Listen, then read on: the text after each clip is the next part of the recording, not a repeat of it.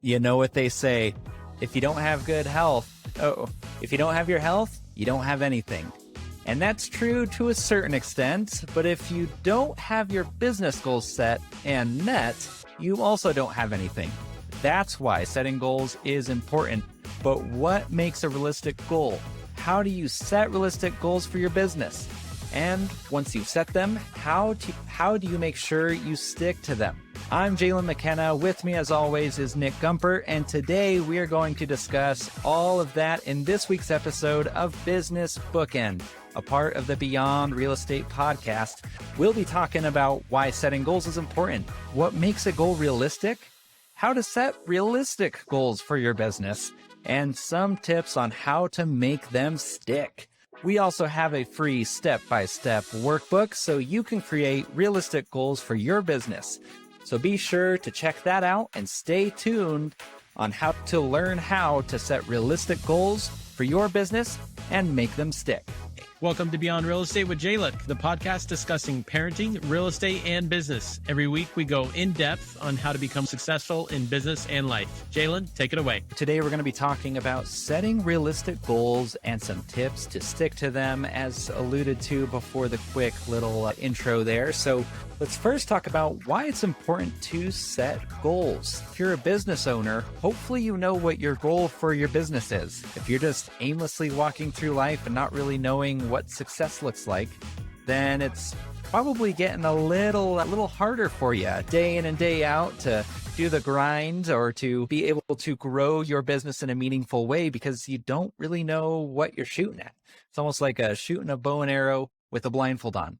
You'll shoot an arrow out there somewhere, but will it hit a target, or is there a target even set up? That is why it's important to set those goals, to be able to give yourself that target, to take off that blindfold and to, quiver an arrow and shoot it towards that target. So Nick, when it comes to your business, let's give a real world example. That's usually the easiest way to talk about these types of things.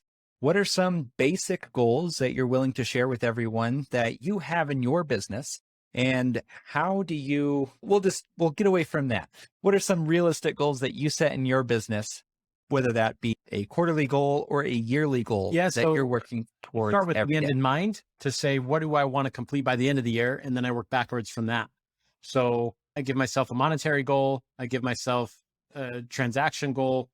And then you work backwards from that, because in my opinion, then that creates those intermediate goals to say, am I on track? And if I'm not, then I can and then you go from the long term to the intermediate to short term. Then you alluded just now, key term being quarterly. And you break things down into 3-month segments. And then you want to be more specific. You break that quarterly down into monthly, into weekly, into daily, into what are you doing for time blocking that we've talked about in this podcast prior, to say, what am I doing in the mornings? What am I doing in the afternoons? What am I doing at specific times within those time frames? So that's how I look at things, is begin with the end in mind and then work backwards from there and get more specific to build that space to build it out. And then within that, creating those systems to support that, right? So what's repeatable? Because I think the more systems you can create and the more repeatable, the less guesswork you take out of your situation to improve your business when it comes to goal setting. So that's where I start. And to be more specific, starting with affirmations, starting with gratitudes, starting with phone calls with those in my sphere. And I have my list organized between a hot list, a warm list, and then dumb it down from there. And now they're going to have a repeatable process daily, weekly, and monthly to make sure I know what I'm doing and when I'm doing it, how often. And now is the acid test, is the accountability piece and the follow through. So that's that. Yeah. And I want to point out some things that Nick was saying there that was so important. Why is setting goals important? Because it allows you to understand what's working and what doesn't work for yourself. So if you're setting goals and you're saying, I need to reach this amount of units or this amount of production, and I need to reach it by this amount in this amount of time, and your daily tasks, you say, okay, well, I think say you're in sales, I think if I make 10 phone calls a day, I should average 1 deal a week, and my goal is 12 deals in a quarter. Okay, perfect. Those are great goals to have. Those are actionable and realistic goals. But now that you have these constant daily tasks and now that you have those constantly daily tasks and after a quarter, you're able to see what those results were. In order to reach your goals, you can now evaluate, did I reach my goal at the end of the quarter? Was 10 phone calls enough? Was 10 phone calls too many? And I actually got more deals than that. So my day-to-day business, I can either keep with my 10 or I can lower it to 5 if I need be. So that's why setting goals is important. It allows you to evaluate what you've done. How has that worked? And has that moved my business in the direction that I want it to go? That's why goals are important. And now that goes right into how to make realistic goals. If your goal is to, let's say, sell 50 widgets a year, and the average salesperson sells 2. I guess we're talking yachts here, the average yacht salesman. How do your actions have to reflect on selling 50 of those widgets a year if the average salesperson is 2?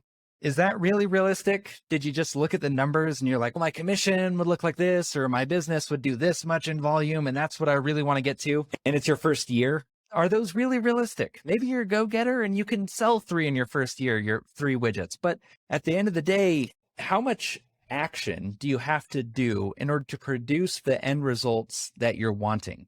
Because if your actions say that you have to work 1,000 hours a week or make 1 million phone calls in a year, then the reality of you actually completing that and then getting depressed and beat up when you don't achieve that it can be a detriment to your business versus using goals to help propel your business forward. Nick, when you see setting realistic goals or having realistic goals, what does a realistic goal look 5 W's like in the for 8. you? What do you think? Who's going to help you? Who's going to help you? When are you going to complete that? What time frame is there? How are you going to do it? Where are you going to do it? So it just goes through those. I think that's a very simple formula to help you identify if something's realistic or not and map that out. Who's going to help you along the way? Is it your significant other? Is it a work partner? Do you work within a company? Those are all important aspects to be able to answer. Yeah. And can you tell us the exact W's and H's? Help you? What are you going to do? Finger them off here. Where are you going to go? Who? Why are you doing it? Where? And the how. Why? How is it going to be completed? How? Yeah. I love that. That's very straightforward and easy to remember. 5 W's and an H. Who, what, when, where, and how. And if you don't have those, or if your current goals are missing any of those, just take a second after listening to this whole podcast and write down and answer that question that you're missing. So I love that. Now, how do we set realistic goals for our business? I think Nick alluded to it best when explaining his own process of how much money he wants to make. What does his end goal look like? That starting with the end in mind and being able to work backwards from that. If you know the average, let's just start with a mortgage lender, because I know those numbers from my own. You want to make a cool $250,000, you have to sell an average of 66 homes, with the average sale price being $360,000 for that home price. Okay, great. You have to sell 66 homes to get. Okay, so how many homes per month? All right, great. How many homes per week? Okay, how many phone calls do you have to make to sell 1 mortgage a week? Great. Now you know exactly how many phone calls per week you have to make in order to get to your end goal that you had in mind. So I think that's very easy for anyone in any business to do. And by just creating those goals and working backwards, you can start seeing if it's a realistic goal, because maybe you say, I don't know how I'm going to do this, or I don't know when I'm going to have the time to do that. And so you can taper back either expectations or find a different way. How are those phone calls one-on-one takes more time potentially, but is that building a relationship that is going to sustain longer than a cold call? Everybody has their different preference. Is it mailers, right? A piece of mail going through, that's a different how. Is it door knocking? That's a different how. Is it advertising through the local this or that? Is it doing things online? Different hows that are all trying to take you to that same result, as Jalen just alluded to. Exactly. And now let's talk about tips on how to stick to your business goals. So let's first stick with one of our 5s, right? Our 5 W's. So this is going to be a 2-parter. When will allow us to get to how. When are we reflecting on where we are with our goals, and how do we reflect? And more importantly, how do we make changes if we see that they're necessary? Nick, on that note, I'm going to throw it right to you because I know that you're really good in this space. How do you stick to your goals, and how do you make those adjustments? And when are you analyzing whether or not you need to make those adjustments in your measuring? You measure things. You know exactly how many people you talk to, what conversations you had, where those conversations were. You track it. You make notes of it. So then that way, next time I'm talking to Jalen, I'm not saying, Jalen, you told me something last time. What was it again? Or I'm asking you a question that I asked you last time. If you want a relationship, you should know where people are in their life to be able to ask about that, because the work part on my end always comes up and I never have to bring it up. Yep. It's more about what's new with you, right? Me wanting to know, oh, your daughter just moved out of the house. Like, how's that going? What's that? You have how many? You have two, right? Oh, yeah, two are in high school, and they're what now, a freshman? And if you are tracking those things, it makes it so much easier and such a better conversation to have versus feeling like you're asking them the same thing over and over. And you're just like, I never remember. That's how you make it trackable and you write things down. And that's what I do. And because then you have objective information, right? There's no lie, so to speak, unless you lie to yourself and you write down false information. And it just helps track what adds up to be a lot of notes and a lot of pieces of information. Nonetheless, it's manageable because I choose to do it weekly, and you just add piece by piece to it. So that's my how. Yeah. And I want to quickly touch on something here, and then we're just going to wrap this guy up because I don't want to overload anyone with information. But Nick was talking about lying to yourself. And I think that's a big one that a lot of people do. And it can be because what they're tracking isn't actually a measurable that impacts their business as much as they think it is. They might say your goal is to reach out to 100 potential customers a week. Okay, how are you doing that? So there's the how, but how are you doing that? And what I mean is, are you saying just doing a post on Facebook equals 100 because you have 100 friends on Facebook? Or is it 100 emails? Or is it 100 text messages to each person?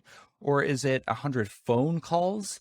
Or if what really it boils down to is you need to have 100 conversations with people.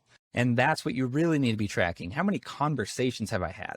But instead, you're only counting your phone calls. And so you're like, I don't know why I'm only getting to 50% of my goal every week because I'm making 100% of my phone calls. Maybe you need to have 100 conversations to get where you want to be. And so understand what the movers are in your business, what are actions that matter, or M's that you need to actually focus on. It can even save you some time because there might be actions that you realize I don't need to do that at all because it's not actually moving my business forward, or I can automate it and I don't need to make it a personalized email every time. I can have just a generic email go out every time as a follow-up. So recognize that, take a second, go into the show notes because you're going to find a free link to a download to get a workbook that does those exact things for you and explains that step-by-step process so that you can get those actions that matter and create a better business plan that you'll be able to stick to, not only for this next week, but also for this next year, so you can actually achieve the goals that you want to be achieving. You would Nick, any final thoughts before we wrap up the show? For driving you and keeping you accountable. And I would also add to that the why. Why are you doing it in the first place?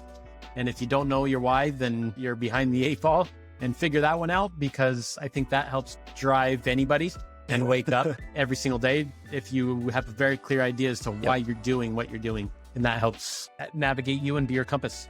Yeah, I love that, because I think a lot of business people get caught up in the how much money can I make every month?